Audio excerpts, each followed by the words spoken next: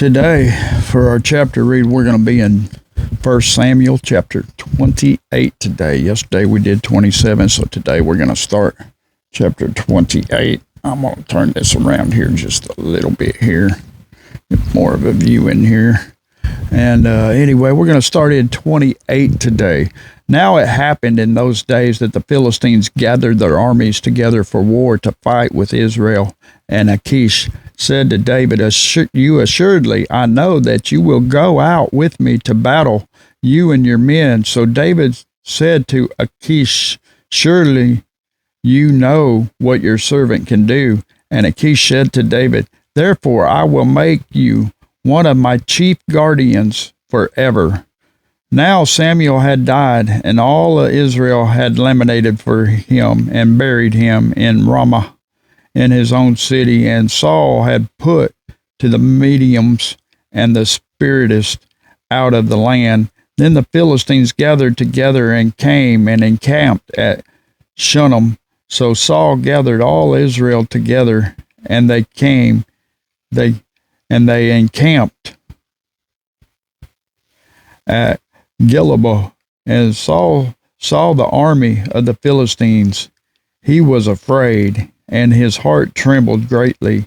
And when Saul inquired of the Lord did not answer him, either by dreams or by Urim or by the prophets. Then Saul said to his servant, "Find me a woman who is in Midian, that I may go to her and inquire of her." And his servant said to him, "In fact, there is a woman who is a medium at Endor." So Saul disguised himself and put on other clothes, and he went, and two men with him, and they came to the woman by night. And he said, gotta get a hold of this. There we go. And he said, "Please conduct a seance for me, and bring up for me the one that I shall name to you." When the woman said to him, "Look, you know what Saul has done, how he has cut off the mediums and the spiritists from the land. Why then do you lay snare for my life to cause me to die?" And Saul swore to her by the Lord, saying, "As the Lord lives, no punishment shall come upon you for this thing." Then the woman said, "Whom shall I bring up for you?" And he said, "Bring up Samuel for me."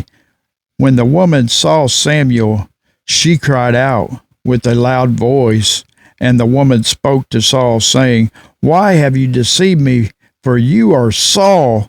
And the king said to her, "Do not be afraid, for what did you see?"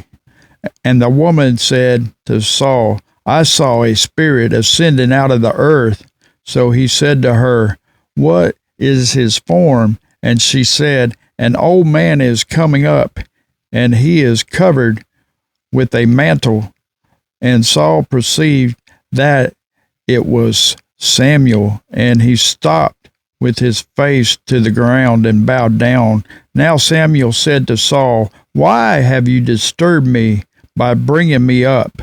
And Saul answered, "I am deeply distressed, for the Philistines make war against me, and God has departed from me, and does not answer me any more, neither by prophets nor by dreams. Therefore I have called you, that you may reveal to me what should I do." Then Samuel said, "So why do you ask me, seeing the Lord has departed from you and has become your enemy? And the Lord has done for himself as he spoke by me. For the Lord has torn the kingdom out of your hand and given it to your neighbor David, because you did not obey the voice of the Lord, nor execute his fierce wrath upon the Amalek. Therefore the Lord has done this thing to you this day. Moreover, the Lord will also deliver Israel with you into the hand of the Philistines, and tomorrow you and your son will be with me. The Lord will also deliver the army of Israel into the hands of the Philistines. Immediately Saul fell full length on the ground and was dreadfully afraid because of the words of Samuel, and there was no strength in him, for he had eaten no food all day or all night.